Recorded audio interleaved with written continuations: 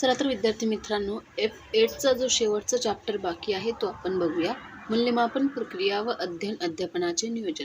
आपल्याला माहिती आहे की मूल्यमापन म्हणजे काय, अध्ययन अध्यापन म्हणजे काय आणि त्याचं नियोजन कसं करायचं आहे ते आपल्याला आता या चॅप्टरमध्ये बघायचं आहे. अध्ययन म्हणजे काय, शिकण्याची प्रक्रिया. अध्यापन म्हणजे काय, शिकवण्याची प्रक्रिया. मग अध्ययन करताना कोणत्या गोष्टीचं नियोजन करायला पाहिजे, अध्यापन करताना कोणत्या गोष्टीचं नियोजन करायला पाहिजे, हे 1ली ते 8वीपर्यंतचं जे काय मूल्यमापन कार्यपद्धती आहे त्यात सातत्यपूर्ण सर्वंकष मूल्यमापन कार्यपद्धती म्हणून लागू करण्यात आलेलं आहे. मग पहिला पॉईंट आहे परिसर अभ्यास विषयासाठी सातत्यपूर्ण सर्वंकष मूल्यमापन. मग त्याचा मेन हेतू काय आहे की विद्यार्थ्यांच्या व्यक्तिमत्व विकासाच्या सर्व पैलूंचे सातत्याने आणि विविध अंगांनी मूल्यमापन करण्यासाठी वापरायची शाळा स्तरावरील कार्यपद्धती म्हणजे सातत्यपूर्ण सर्वंकष. इन शॉर्टकट, विद्यार्थ्यांचे जे काय विविध व्यक्तिमत्व विकासाचे पैलूंचे जे सातत्यपूर्ण विविध अंगांनी मूल्यमापन झालं पाहिजे, हा हेतू सातत्यपूर्ण सर्वंकष मूल्यमापनाचा आहे. त्याचं उद्दिष्ट काय आहे, मग त्याचे 2 उद्दिष्ट आहे. विद्यार्थ्यांच्या व्यापक अध्ययन प्रक्रियेचे सातत्यपूर्ण मूल्यमापन आणि वर्तनातील दृश्य स्वरूप किंवा अध्ययन निष्पत्ती जाणून घेणे. मग आपल्याला माहिती आहे की अभ्यासक्रम जो आहे, अध्ययन अध्यापन प्रक्रिया जी आहे ती व्यापक आहे. मग त्यामुळे वर्तनात कोणत्या कोणत्या प्रकारचे बदल होत आहे, मग ते दृश्य स्वरूप आहे किंवा अदृश्य स्वरूप आहे, हे यामध्ये मुख्य 2 उद्दिष्ट आहे. पुढे आहे त्याच्या पद्धती. सातत्यपूर्ण सर्वंकष मूल्यमापनाच्या 2 पद्धती आहे. एक आकरिक मूल्यमापन आणि संकलित मूल्यमापन म्हणजे फॉर्मेटिव्ह इव्हॅल्युएशन आणि समेटिव्ह इव्हॅल्युएशन. मग आकरिक मूल्यमापन म्हणजे काय हे आपण प्रथम बघूया. मग शिक्षकांनी विद्यार्थ्यांचे आकरिक मूल्यमापन करण्यासाठी विविध तंत्रे, साधने यांचा वापर करणं आवश्यक आहे. मग आपल्याला माहिती आहे की शिक्षक विद्यार्थ्यांना शाळेत आल्यानंतर दैनंदिन निरीक्षण करतात, त्यांचं तोंडी कामं देतात, त्यांना प्रात्यक्षिक कार्य करून घेतात, प्रकल्प, उपक्रम, चाचणी, स्वाध्याय इत्यादी अनेक गोष्टी शिक्षक विद्यार्थ्यांना देत असतात. मग प्रश्नावली, मतावली, अनुसूची इत्यादी पद्धनिश्चय, श्रुती, पडताळासूची यावरील मूल्यमापनाच्या साधनांचा वापर करून आकरिक मूल्यमापन विद्यार्थ्यांना ठरवता येतं. मग आकरिक मूल्यमापन करताना विद्यार्थ्यांचं वय, इयत्ता, विषय यांचा उद्दिष्टांचा विचार करणं जास्त गरजेचं आहे. मग त्यामध्ये कला, कारणभाव, शारीरिक शिक्षण, आरोग्य या विषयांसाठी किमान 3 साधनांचा किंवा तंत्रांचा वापर करा. मग त्यामध्ये कोणतं आहे की विद्यार्थी प्रत्येक वर्षात किमान 1 प्रकल्प करतील. प्रत्येक सत्रात छोट्या कालावधीसाठी चाचणी पुस्तकासह 1 चाचणी द्यावी लागेल. म्हणजे कितीही छोटा कालावधी असो, कितीही मोठा कालावधी असो, परंतु प्रत्येक पुस्तकामागे कमीत कमी 1 चाचणी परीक्षा विद्यार्थ्यांना द्यावी लागेल. हे काय आहे, अंतर्गत मूल्यमापन आहे, आपल्याला माहिती आहे. तर पुढे आहे की संकलित मूल्यमापन. मग ठराविक काळानंतर एकत्रित स्वरूपाचे मूल्यमापन करणे म्हणजे संकलित मूल्यमापन. म्हणजे आता 4-5 महिने झालेले विद्यार्थी शाळेत येऊन 4-5 महिने झालेले आणि आपण फक्त अध्यापन करतोय. मग त्यांची जी काही 4-5 महिन्याची कसरत आहे, मग विद्यार्थ्यांना किती प्रमाणात ते ग्रास्पिंग झालेलं आहे, समजलेलं आहे, ते करण्यासाठी आपण जी काय ठराविक काळानंतर एकत्रित स्वरूपाची परीक्षा घेतो त्याला म्हणायचं संकलित मूल्यमापन. मग प्रथम सत्राच्या व द्वितीय सत्राच्या अखेरीस आपण हे मूल्यमापन करतो. ठीक आहे. तर पुढे आहे सातत्यपूर्ण सर्वंकष मूल्यमापनाबाबत सर्वसाधारण सूचना. मग कोणत्या कोणत्या सूचना आहे, आकरिक मूल्यमापन आहे त्यामधलं. मग त्यामध्ये आपण कोणत्या सूचना देऊ शकतो, मग विद्यार्थी हे विविध कौशल्यांनी सर्वगुण संपन्न असतात. मग विद्यार्थ्यांची जिज्ञासा, चिकित्सक वृत्ती, सर्जनशील विचार, शोधकवृत्ती, संवेदनशीलता इत्यादी क्षमतांना तोंड देण्याची भावनिक ताकद या सर्व घटकांमध्ये दखल व्हायला हवी. मग विद्यार्थ्यांच्या वर्तनातील बदल करण्यासाठी विद्यार्थ्यांच्या समवेत संवाद साधला गेला पाहिजे. मग आकरिक मूल्यमापनातून गाभा घटक जे आहे, जीवन कौशल्य, संविधानातील मूल्य, हे मूल्यमापन होणं गरजेचं आहे. मग प्रत्येक सत्रातील आकरिक मूल्यमापनात सातत्य राहावे. मग मूल्यमापनाच्या 8 साधनांपैकी, तंत्रांपैकी उद्दिष्ट, विषय यांना उपयुक्त साधणारे मूल्यमापन व्हायला हवं. मग त्यातील कला, कार्यानुभव, शारीरिक शिक्षण, त्यांच्यातले जे काही सर्जनशील विचार आहेत त्यांना वाव मिळाला पाहिजे. प्रत्येक विद्यार्थ्यांच्यात विविध सुप्त क्षमता असतात. त्या सुप्त क्षमतांचा शोध घेण्यासाठी विविध अध्ययन अनुभव, उपक्रम, प्रात्यक्षिक कार्य इत्यादींद्वारे क्षमता विकसित कराव्यात. त्याचे मूल्यमापन वेळोवेळी व्हायला हवे. मग आकरिक मूल्यमापनातील सर्वात महत्त्वाची सूचना म्हणजे अतिरिक्त पूरक मार्गदर्शन. जे विद्यार्थी संवादणुकीमध्ये मागे आहेत त्यांच्या मागे पडण्याच्या समस्या शोधून वेळेच्या वेळी व्यक्तिगत किंवा गटामार्फत अतिरिक्त पूरक मार्गदर्शन त्यांना करणं गरजेचं आहे. पुढचं आहे संकलित मूल्यमापन. मग संकलित मूल्यमापन हे तोंडी, लेखी, प्रात्यक्षिक स्वरूपात करण्यात येतं. मग लेखी परीक्षेत मुक्त प्रश्नांनी जास्त संधी द्यावी. गाभा घटक, जीवन कौशल्ये, मूल्य व दूरगामी उद्दिष्ट इत्यादींबाबत मूल्यमापन करणं गरजेचं आहे. मग पहिले संकलित मूल्यमापन प्रथम सत्राच्या शेवटी व दुसरे संकलित मूल्यमापन दुसऱ्या सत्राच्या शेवटी घ्यावे. मग तोंडी परीक्षा, प्रात्यक्षिक परीक्षा या शाळेतील शिक्षक व मुख्याध्यापक यांनी व्यवस्थित पार पाडावे लागतात. मग उद्दिष्टानुसार शिक्षकांनी मूल्यमापनाची कार्यपद्धती वापरावी. संपूर्ण शिक्षण प्रक्रिया आनंदमय वातावरणात होण्यासाठी विद्यार्थ्यांचे मुक्त वातावरण गरजेचं आहे. विहित विषयांचे ज्ञान, आकलन, उपयोजन कौशल्य इत्यादी गोष्टींविरुद्ध आणि उद्दिष्टांचे मूल्यमापन घेण्यासाठी वर्गात विद्यार्थ्यांचा सराव घेणं गरजेचं आहे. इयत्ता, घटक, विषय, काठिण्य पातळी, प्रश्न प्रकारानुसार व इतर दीर्घोत्तरी प्रश्नांचा भारांश द्यायला हवा. मग पहिली ते दुसरी आणि इयत्ता तिसरी ते चौथीसाठी वस्तुनिष्ठ आणि लघुत्तरी प्रश्न विचारायला हवे. त्याच्यासाठी 20% भारांश त्यावर सर्वसाधारणपणे असायला हवा. विद्यार्थ्यांची चौकस बुद्धी, दृष्टिकोन, सर्जनशीलता इत्यादींचा विकास होण्यासाठी संकलित मूल्यमापन साधने निवडावी लागतात. मग संकलित मूल्यमापन घेताना शाळेच्या वेळेनुसार वेळापत्रक तयार करावे. मूल्यमापन करताना वेळापत्रकात लवचिकता असायला हवी. म्हणजे प्रत्येक विषयाच्या मध्ये 1-2 सुट्टी असायला हवी. विद्यार्थ्यांच्या उल्लेखनीय बाबी मूल्यमापनात आल्यास नोंद ठेवून त्याच्या संबंधित विद्यार्थ्याला प्रोत्साहन करायला हवं. पुढे आहे प्रगती पुस्तकावर करावयाच्या नोंदी. मग आपण प्रगती पुस्तकावर काय काय नोंदी करू शकतो? विद्यार्थ्यांच्या प्रगती पुस्तकावर शैक्षणिक प्रगतीचे शेरे वर्णनात्मक द्यावेत. त्यामध्ये वैयक्तिक गुणांची नोंद करावी. सकारात्मक शेऱ्यांचा वापर मूल्यमापनात करावा. प्रगती पुस्तकावर विद्यार्थ्यांचे नाव, इयत्ता, तुकडी, आईचे नाव, पत्ता इत्यादी गोष्टींची नोंद करावी. विद्यार्थ्यांचा प्रत्येक महिन्याची उपस्थिती दिवसाला जो काही तक्ता आहे तो दर्शवावा. श्रेणी तक्ता दर्शवावा. संकलित व वर्णनात्मक नोंदी प्रथम व द्वितीय सत्राच्या नोंदी लिहाव्यात. वर्णनात्मक नोंदी लिहाव्यात. आणि वरील या सर्व सातत्यपूर्ण सर्वंकष मूल्यमापन पद्धती म्हणजे महाराष्ट्र राज्यातील सर्व माध्यमांच्या व मान्यताप्राप्त शासकीय अनुदानित व विनाअनुदानित प्राथमिक व माध्यमिक शाळांतील 1ली ते 8वी पर्यंतच्या वर्गातील विद्यार्थ्यांना या सर्व बाबी लागू होतात. पुढचा पॉईंट आहे प्रक्रियानिष्ठ कौशल्ये. कोणत्याही विद्यार्थ्याचा विकास हा 3 क्षेत्रात निगडित आहे. मग त्यामध्ये काय आहे? बोधात्मक, भावनात्मक, क्रियात्मक क्षेत्र हे आहेत. मग यातील क्रियात्मक क्षेत्राचा डॉक्टर दवे यांनी सखोल अभ्यास करून कारक कौशल्यांचा समावेश केलेला आहे. मग एखाद्या कृतीत अनेक हालचाली असतात. मग या सर्वांमध्ये समन्वय साधणे आवश्यक असते. मग उदाहरणार्थ सायकल चालवणे, यामध्ये तोल सावरणे, ब्रेक लावणे, लक्ष देणे इत्यादी हालचाली कराव्या लागतात. मग या सर्वांमध्ये समन्वय साधला तरच सायकल चालवणे आपल्याला त्याचं कौशल्य प्राप्त होईल. म्हणजेच या स्तरावर विविध कौशल्य एकसंघ करतो. त्यामुळे कौशल्यात सुसंगती दिसणं जास्त गरजेचं असतं. मग कौशल्याचा सराव झाल्यानंतर कोणतेही कौशल्य सुरू होते ते कौशल्य संपते याच्या मर्यादा सांगता येत नाही. मग त्यामध्ये पुढे आहे त्या कौशल्यामध्ये काही वैशिष्ट्य आढळून येतात. मग ती कोणती आहे? विशिष्ट क्रियेकडे कमी अवधान करणं, संकेत ज्ञान, प्रतिक्रियेची झटकन देवाणघेवाण होऊन हालचालीची दुरुस्ती होणं, अधिक गती व समन्वय साधणं, बाह्य परिस्थितीनुसार कौशल्यात स्थिरता. कौशल्याच्या पायऱ्याचा अभ्यास करताना पहिली पायरी आकलन व बोध, दुसरी पायरी कौशल्य व संरचना, तिसऱ्या पायरीमध्ये कारक, आकलन व भावनिक वैशिष्ट्यांचे एकीकरण होऊन जी कौशल्य निर्मिती तयार होते तिचे निश्चित स्वरूप अद्यापि मानसशास्त्राला समजलेलं नाही. मग पुढचा जो पॉईंट आहे तो प्रक्रियानिष्ठ कौशल्यांची निर्मिती. मग कौशल्यांची निर्मिती कशी होते? निरीक्षण, अनुकरण, अचूकता, संधिकरण, सहजता या घटकांमधून क्रमश होत जातो.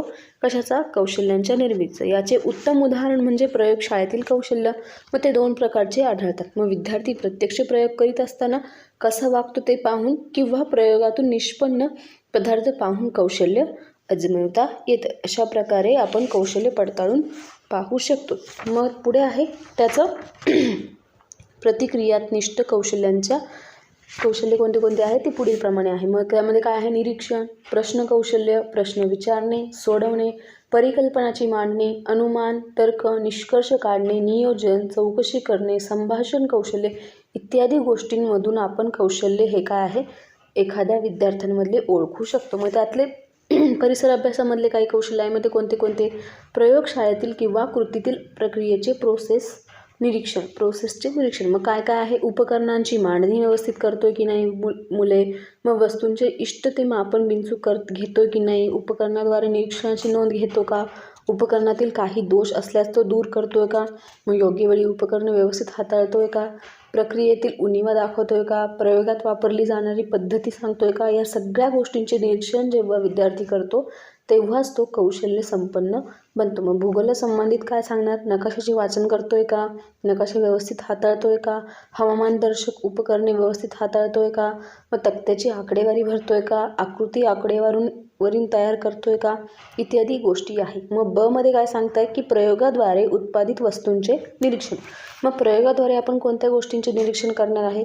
प्रयोगातून योग्य पदार्थ मिळवतोय का, प्रयोगातील विविध घटकांची जोडणी करतोय का, मग त्यामध्ये विद्युत मंडलाची जोडणी असते, मग प्रयोगातील साहित्य पूर्ववत ठेवतोय का, निरीक्षणाच्या आधारे आलेख व तक्ता तयार करतोय का, आपल्या आजूबाजूच्या मिळणाऱ्या वस्तूच्या सहाय्याने उपकरणे तयार करतोय का, हे प्रयोगाद्वारे आहे. आणि भूगोलासंबंधित काय सांगते की नकाशात योग्य ठिकाण दाखवतोय का, माहितीनुसार व सांकेतिक चिन्हानुसार नकाशा भरतोय का, पृथ्वी गोलावर माहिती दाखवतोय का, पृथ्वी गोल व नकाशा यातील फरक सांगतोय का. आपल्याला हे नकाशाचं जे आहे ते एक्झाममध्ये विचारलं जातं. नकाशा कोरा दिलेला असतो आणि त्यामध्ये विचारतात की आपल्याला नाशिक सिटी कुठे आहे, महाराष्ट्र कुठे आहे, मग जलविद्युत केंद्रे कोणती आहे, इत्यादी गोष्टी आपल्याला नकाशावर हाताळता येणं गरजेचं आहे. त्यासाठी आपल्याला नकाशाच्या दिशा कळणं जास्त गरजेचं आहे की कोणती पूर्व, पश्चिम, उत्तर, दक्षिण, कोणत्या दिशेला काय आहे हे करणं जास्त गरजेचं आहे. पुढे आहे इतिहासासंबंधित भाग 2 मध्ये आहे. मग इतिहासासंबंधी काय करतोय विद्यार्थी? ऐतिहासिक नकाशाचे निरीक्षण करतोय का, ऐतिहासिक नकाशे व्यवस्थित हाताळतोय का, त्याची साधने व्यवस्थित हाताळतोय का, तत्कालीन भाषा, पोशाख, जीवनपद्धती आहे त्यांचं योग्य चित्रण करतोय का, कालरेखा, आराखडे यांचा अर्थ लावतोय का, नकाशे, तक्ते, प्रतिकृती, कालरेषा इत्यादी साधनांचा वापर तो तयार करतोय की नाही हे इतिहासासंबंधी आपल्याला परिसर अभ्यास 2 मधून कळतं. हा झाला कौशल्य आत्मसात करणं. पुढे आहे अध्ययन, दर्शक, संबोध, परिसर अभ्यास विषयात त्याची उत्सुकता. मग विद्यार्थ्याची उत्सुकता कधी असेल? जेव्हा त्याच्यामध्ये कौशल्य असेल, कोणत्याही गोष्टी साध्य करायचं कौशल्य विद्यार्थ्यामध्ये असेल तेव्हा त्यामध्ये अध्ययन, निष्पत्ती किंवा त्याची उत्सुकता असते. मग काय होतं की अध्ययन सातत्यपूर्ण सर्वंकष मूल्यमापनाची अंमलबजावणी या धोरणामुळे होते. त्याचा मुख्य गाभा जो आहे तो म्हणजे अध्ययन निष्पत्ती आहे, अपेक्षित वर्तन बदल आहे किंवा अध्ययन अनुभूती आहे. या संज्ञांचा वापर करून जाणीवपूर्वक टाळून अध्ययन दर्शन ही संज्ञा वापरली गेलेली आहे. मग मुलांमध्ये झालेले वर्तन बदल, होऊ शकणारे वर्तनात्मक, क्रियानात्मक, बोधात्मक जे काही बदल वेगवेगळे नोंदवण्यासाठी अध्ययन दर्शक यांची निश्चिती केली जाते. मग अध्ययन दर्शकाचे काही प्रकार आहे. मग कोणते कोणते आहे इथे चार्टमध्ये दिलेलं आहे. मग चर्चा, वर्गीकरण, निरीक्षण व मांडणी, स्पष्टीकरण, विश्लेषण, प्रयोगशाळा, नैसर्गिक पर्यावरण इत्यादी जे काय आहे अध्ययन दर्शकाचे प्रकार आहे. हा इम्पॉर्टंट क्वेश्चन आहे. ही डायग्राम आहे ती विचारली जाऊ शकते 2 किंवा 4 मार्कला. मग मेन काय आहे त्याचं? निरीक्षण व मांडणी, स्पष्टीकरण, अभिव्यक्ती. मग स्पष्टीकरणामध्ये परत विश्लेषण, प्रयोगशीलता, नैसर्गिक पर्यावरणाबद्दल संवेदनशीलता. मग निरीक्षण व त्यांची मांडणी कशी केलेली आहे? निरीक्षण करणे व नोंद ठेवणे, ज्ञानेंद्रियामार्फत अनुभूती घेणे व त्याची माहिती संकलित करणे, 2 समान घटकातील साम्य व फरक ओळखता येणं, घटनेतील बारकावे लक्षात घेणे, घटनेतील क्रम लावणे किंवा ओळखणे, घटना प्रक्रिया तोंडी किंवा लेखी पद्धतीने विवेचन करणं, चित्रे, तक्ते, आलेख इत्यादी गोष्टींचे निरीक्षण करून ते वाचता येणं. पुढे आहे स्पष्टीकरण. मग एखाद्या गोष्टीचं स्पष्टीकरण आपल्याला देता येणं जास्त गरजेचं आहे. म्हणजे आपण इंटरव्ह्यूला गेलो आहे, समोरच्याने आपल्याला विचारलं आहे की आपल्या कार्यकारण भावाची चिकित्सा किंवा मग तुमच्या आजूबाजूच्या असणाऱ्या परिसरातील नावे सांगा. मग ते आपल्याला सांगणं, त्याचं एक्सप्लेनेशन देणं. मग हीच वस्तू तुमच्या घरासमोर का आहे किंवा हेच झाड का लावलेलं आहे, मग त्याचं स्पष्टीकरण देणं आपल्याला आलं पाहिजे. मग तार्किक सुसंगती क्रमवार लावता आल्या पाहिजे. उतारांना व खुलाशांना पडताळण्यासाठी पुराव्यांची गरज असणं पाहिजे. आपण जे काय सांगतोय की त्याचा पुरावा आपल्यासमोर आपल्याजवळ असायला हवा आणि सोबत त्याचं उदाहरणही असायला हवी. पुढे आहे अभिव्यक्ती म्हणजे एक्सप्रेशन. स्वतःची कल्पना, मते, म्हणणे, विचार, सर्जनशीलता लिखाणातून व्यक्त करणे. म्हणजे आपण जे काही सांगतोय, सपोज आपल्याला एखादी गोष्ट एक्सप्लेन करता नाही आली तर कमीत कमी ती एक्सप्रेस करता आली पाहिजे, ती दाखवता आली पाहिजे. नकाशा काढण्याची प्राथमिक क्षमता विकसित करणं, चिन्हांकित नकाशा व चित्र यामधील फरक समजणं, तोंडी कामामध्ये गाणे, नकला, भाषण इत्यादी ज्या काही गोष्टी आहेत त्या अभिव्यक्ती होणं, कृतीतून पुठ्ठा, मातकाम, चित्रे या माध्यमातून व्यक्त करता आलं पाहिजे. पुढे आहे वर्गीकरण, क्लासिफिकेशन. म्हणजे आपण ज्या काही गोष्टी समोरच्याला सांगतोय त्याचं क्लासिफाय आपल्याला करता आलं पाहिजे. म्हणजे गटातील वस्तूमधील साम्य फरक ओळखता आले पाहिजे, गटातील वस्तूमधील विरोधाभास ओळखता आला पाहिजे.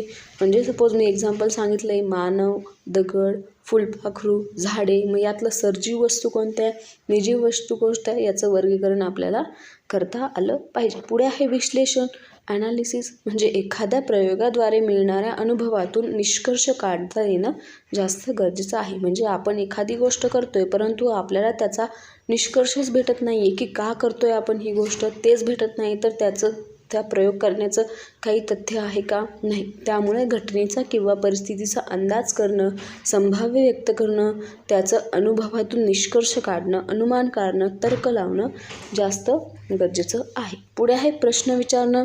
वस्तू, घटना यांची माहिती मिळवण्यासाठी प्रश्न विचारणं गरजेचं आहे.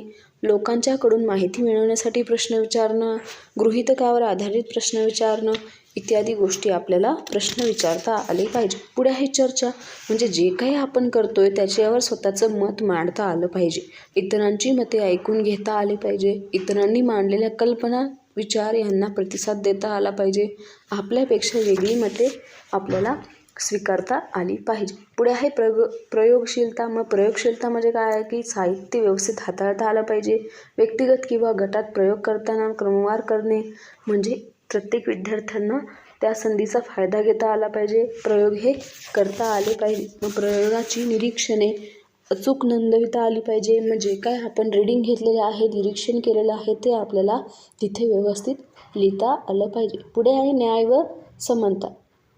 मग वंचित दुर्बल व्यक्तींना मदत करणं, वृद्ध व्यक्तींना सहकार्य करणं, विविध जीवनस्तरांबाबत निर्माण झालेले जे काही दृष्टिकोन आहे ते ऐकण्यास तयार राहणं, पर्यावरणाबाबत आपुलकी असणं इत्यादी गोष्टी आपल्याला समानतेने बघता आलं पाहिजे. सहकार्य म्हणजे गटातील इतरांचे दृष्टिकोन समजून घेणं, स्वतःची शक्तिस्थाने व उणिवांचा स्वीकार करणं, सर्वांबरोबर कामात सहभागी होणं, सर्वांना समुदायिकपणे जबाबदारीने समजून घेणं, कामाची सुरुवात स्वतःपासून करणे इत्यादी गोष्टी पर्यावरण सहकार्यामध्ये येतात. पुढे आहे नैसर्गिक पर्यावरणाबद्दल संवेदनशीलता. म्हणजे परिसरातील सजीवांची जोपासना करणं, परिसरातील परिसंस्थेचा अभ्यास करणं, पर्यावरणातील प्रदूषके यांचा अभ्यास करणं, पर्यावरण संवर्धनासाठी वृक्ष लावणं, परिसराचे संरक्षण करणं इत्यादी पर्यावरणाशी निगडीत गोष्टींशी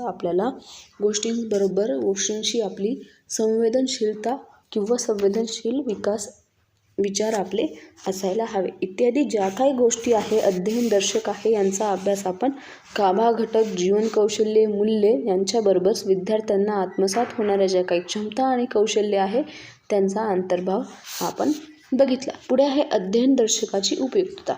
मग अध्यापनासाठी अध्ययनदर्शक अत्यंत उपयोगी आहे, आपण बघितलेलं आहे. मग अध्ययनदर्शकाच्या वापराने मूल्यमापन अध्ययन केंद्री असेल तरच अध्ययन हे शिक्षकांना किंवा विद्यार्थ्यांना अध्ययन केंद्री असतं असं आपण म्हणू शकतो. मग आज शिक्षकांवर केवळ शिकवण्याची जबाबदारी दिलेली होती. मग मुलांच्या शिकण्याची जबाबदारी शिक्षकांवर नव्हती, तर मुले मुलांवरच होती आणि शिकविण्यात शिक्षकांचे यश सामावलेले नव्हते. मुले शिकणे यातच शिक्षकाचे यश आहे आणि हे यश आपण थोड्याफार प्रमाणात घेऊ लागतो. म्हणजे जेव्हा विद्यार्थी शिकतोय, शिक्षक शिकून उपयोग आहे का, नाही, विद्यार्थ्यांना काय समजलं आहे, कितपत समजलं आहे आणि त्यांना ते इतरांना समजून सांगता येते की तेव्हा शिक्षकाचं जे काही शिकवण्याचं काम आहे ते साध्य झालं असं म्हणता येईल. पुढे आहे अध्ययनदर्शक परिसर अभ्यासातील स्थान. मग अध्ययनदर्शकाचं परिसर अभ्यासामध्ये काय स्थान आहे ते आपण बघणार आहोत. मग पुढे त्यांनी तो चार्ट दिलेला आहे.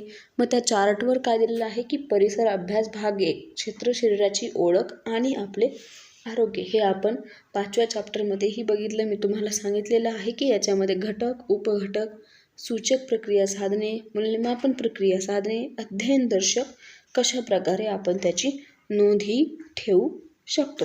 तर हे काही इतकं इम्पॉर्टंट नाही आहे, परंतु 5व्या चॅप्टरमधले जे काही मूल्यमापन आणि ते हे होतं तुलनात्मक विचार जे होते ते त्यातला एक जो चार्ट येऊ शकतो शरीराची ओळख किंवा आपले आरोग्य यावर. ठीक आहे. तर पुढे आहे परिसर अभ्यासात अध्ययन दर्शकांच्या काही उपयुक्त मुद्द्यांचा विचार. मग बालकाच्या अध्ययन प्रक्रियेवर लक्ष केंद्रित करणं हा सगळ्यात जास्त इम्पॉर्टंट विचार आहे. बालकाची अध्ययनातील प्रगती ही पालक, स्वतः बालक, इतर घटक व्यक्तींना समजण्यासाठी उपयोगी पडते.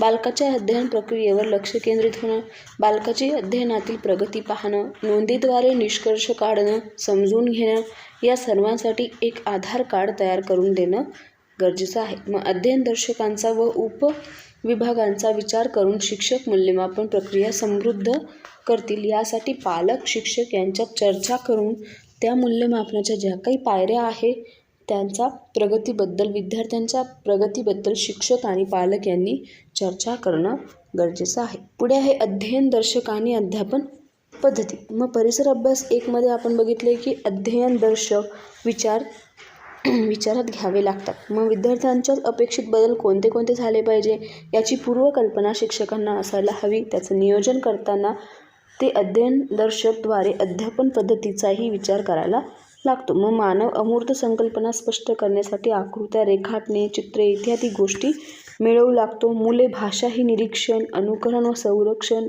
नैसर्गिक उपजशक्तीमुळे शिकत असतात. मग अध्यापनाचा पाया म्हणजे विचार प्रवर्तन होय. मुले जेव्हा ह्या गोष्टी शिकतील, त्यावर विचार करतील, तेव्हाच त्यांचं अध्ययन व्यवस्थितपणे किंवा त्यांचं अध्ययन फलप्राप्तीकडे जाईल असं आपण म्हणू शकतो. पुढे आहे परिसर अभ्यास भाग 1 उपयुक्त अध्ययन पद्धती.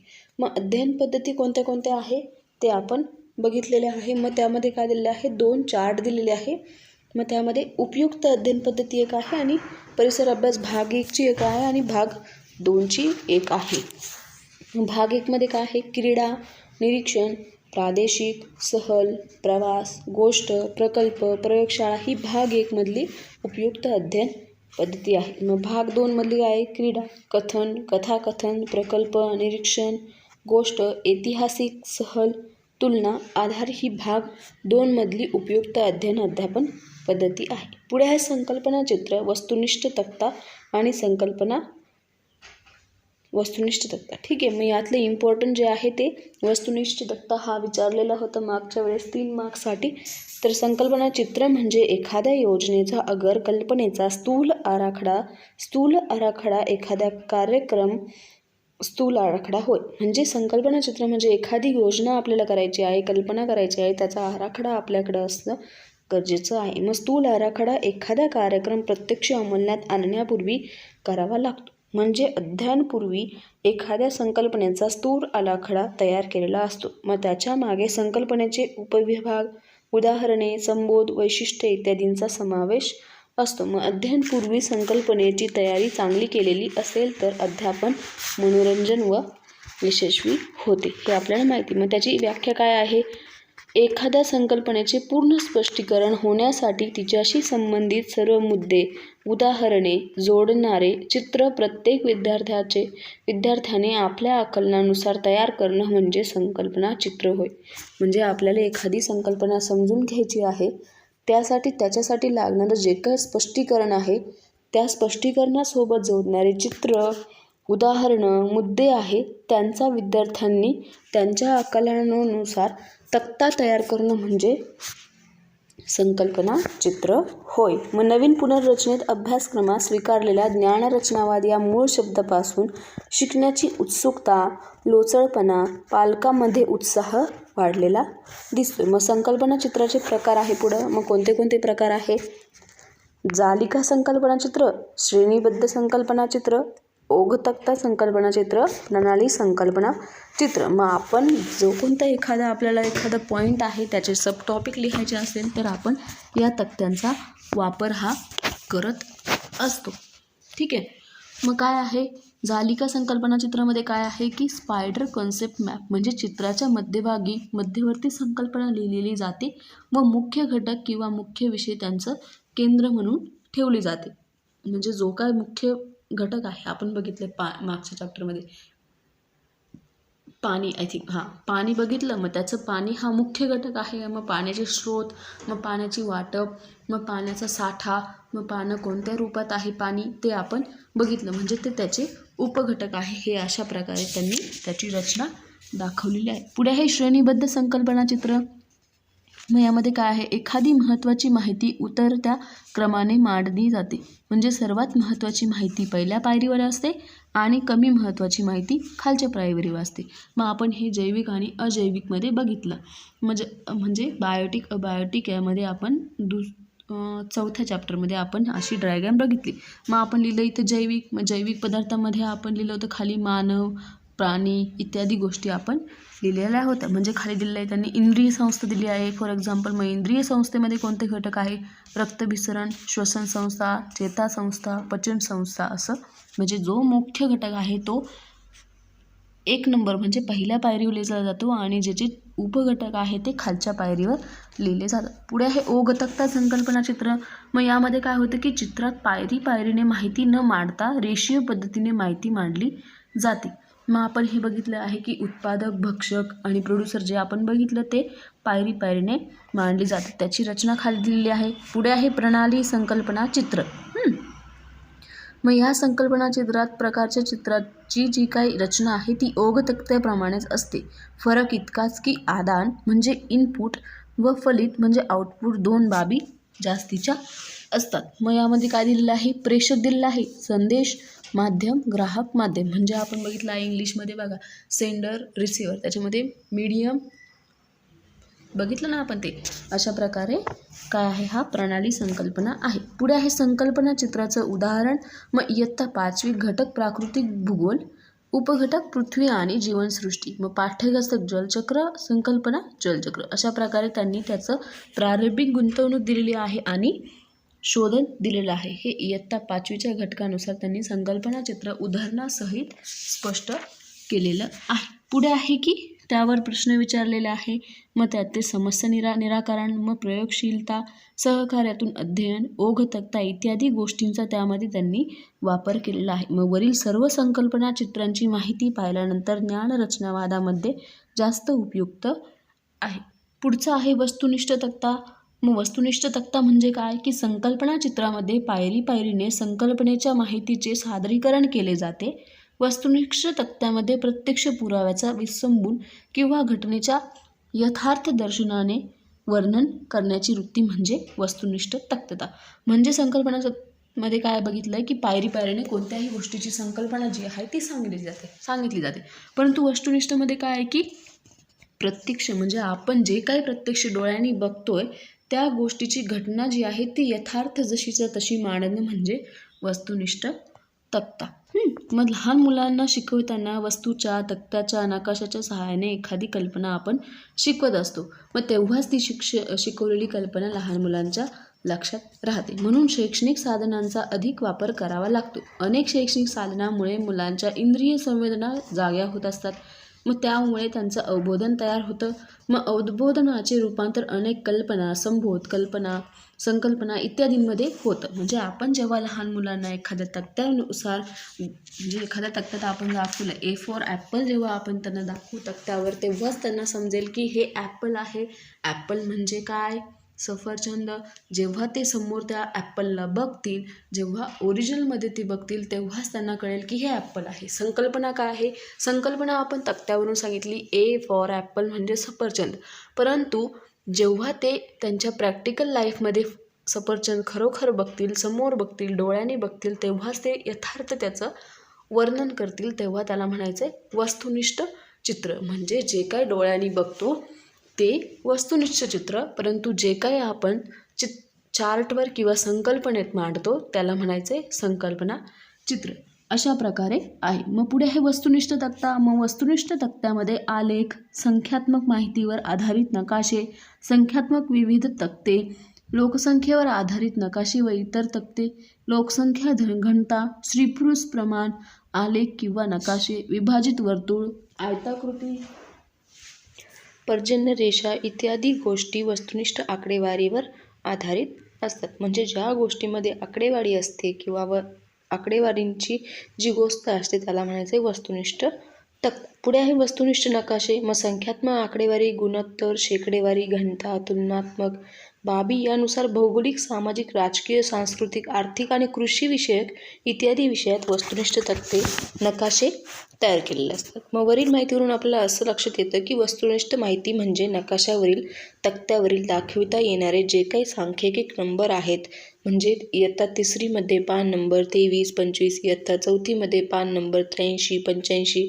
ते 97पर्यंत इत्यादी संदर्भ पुस्तकात पाहता येतील असं.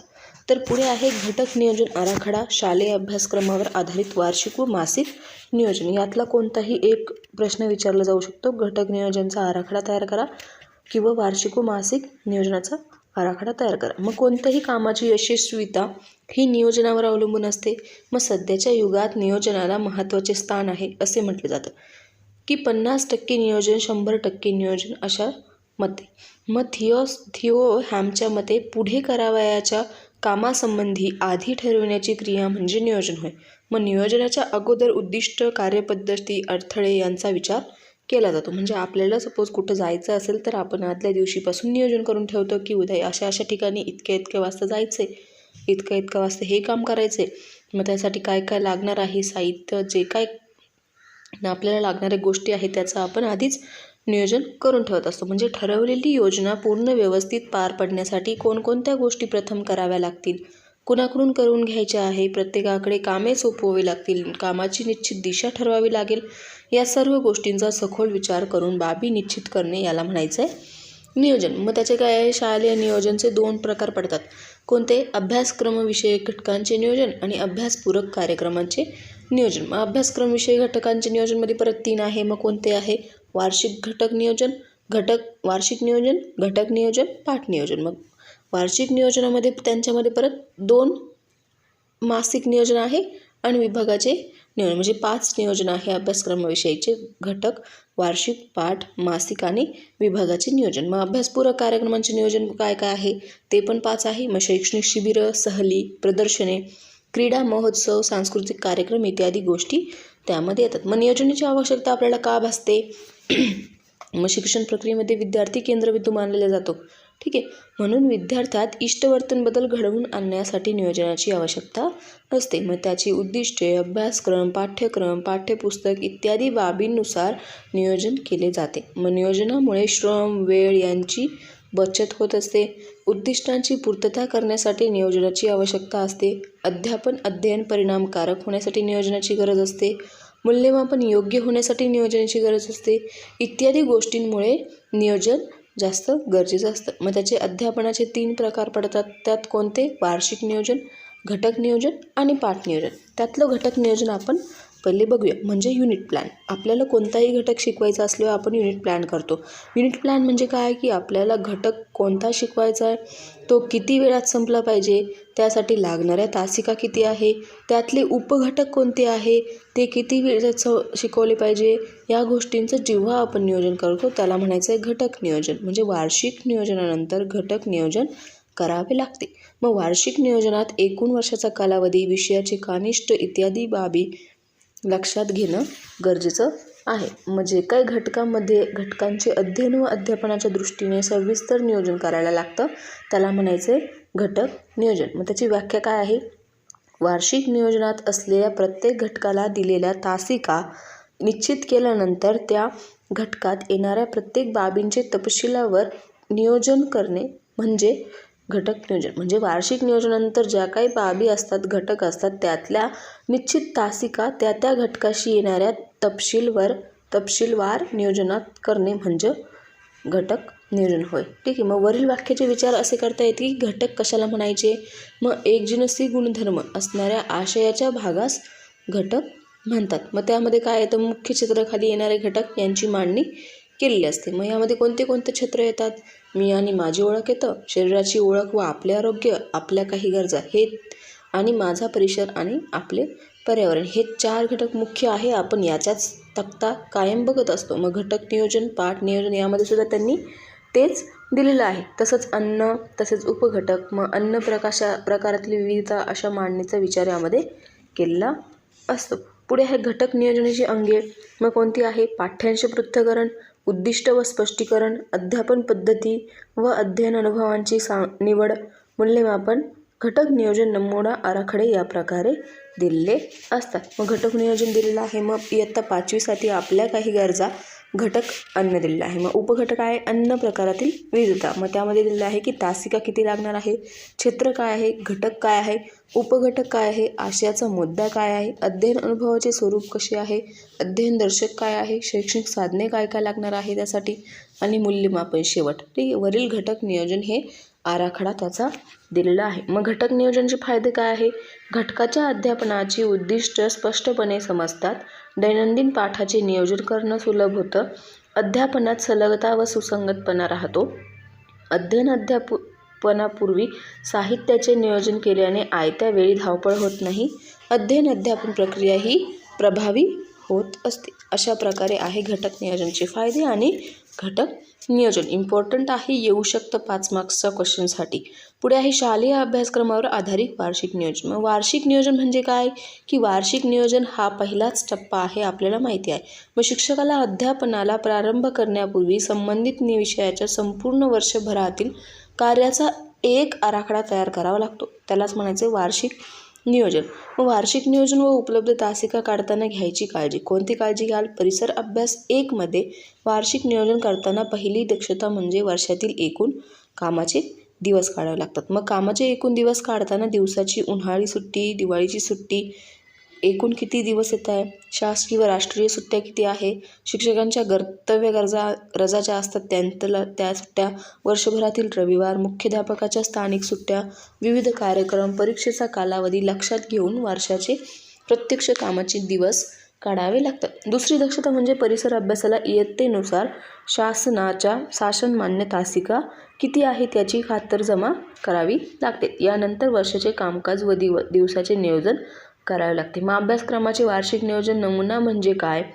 यामध्ये महिना, आठवडा, क्षेत्र, घटक, उपघटक, तासिका याद्वारे नियोजनाची मांडणी केलेली असते. उदाहरणार्थ इयत्ता 4थीचा वर्ग घेऊन वार्षिक नियोजनाचा नमुना खालीलप्रमाणे आहे. मग नमुना दिलेला आहे खाली. अभ्यासक्रमाचे वार्षिक नियोजन इयत्ता 4थीसाठी तुम्ही कसे कराल? मग त्यासाठी महिना लिहिशाल, आठवडा, क्षेत्र, घटक, उपघटक, तासिका. मग महिन्यामध्ये काय? जून, जुलै, ऑगस्ट, सप्टेंबर, ऑक्टोबर, नोव्हेंबर, डिसेंबर असे आपले महिने येणार. किती? जवळपास 7 महिने येतात. मग त्यामध्ये आठवडे काय आहे? मग आठवडे तर सेमच असतात, आपल्याला माहिती. मग क्षेत्र काय आहे? मी आणि माझी ओळख. त्यामध्ये तुम्ही त्याची पूर्वतयारी कशी करणार? तासिका किती लागणार आहे? 20 लागणार आहे. क्षेत्र 2चे शरीराची ओळख व आपले आरोग्य. त्याची तुम्ही घटक उपघटक कसे शिकवणार, किती तासात शिकवणार, तसं त्यांनी त्यामध्ये दिलेलं आहे. मग कोणते क्षेत्र कोणत्या महिन्यापर्यंत शिकवायचे, तशा प्रकारे ती तासिका जी आहे ती आठवड्याभरात डिवाईड केलेली असते. तर पुढे दिलेलं आहे त्यांनी अभ्यासक्रमाचे मासिक नियोजन, सप्टेंबर नमुना, क्षेत्र आपल्या काही गरजा, विषय परिसर अभ्यास 1 इयत्ता 4थी. त्यामध्ये सुद्धा त्यांनी सेम दिलेलं आहे की दिवस किती लागणार, घटक उपघटक काय आहे, अध्ययनाचे मुद्दे काय आहे, मग अध्ययनाचे अनुभवाचे स्वरूप कशा प्रकारे असायला हवे, मग त्यासाठी लागणारे साधनं तंत्र काय आहे, साहित्य काय आहे, अशा प्रकारे त्यांनी दिलेलं आहे. तर हे पुढे पूर्ण जे आहे ते तसंच आहे, तक्ते त्यांनी दिलेले आहे. टिप: अध्ययन अनुभवाचे स्वरूप, शैक्षणिक साधने व स्थानिक परिस्थिती, नाविन्यपूर्ण पद्धती, उपक्रम, प्रकल्प, स्वाध्याय इत्यादी बाबत आपणास पूर्ण स्वातंत्र्य देतात. ठीक आहे. मग त्यामध्ये परिसर भाग 2 मध्ये इतिहासामध्ये काय दिलेलं आहे? वार्षिक नियोजनात छत्रपती शिवाजी महाराजांचा इतिहास दिलेला आहे. मग त्यासाठी आपण कसं करणार?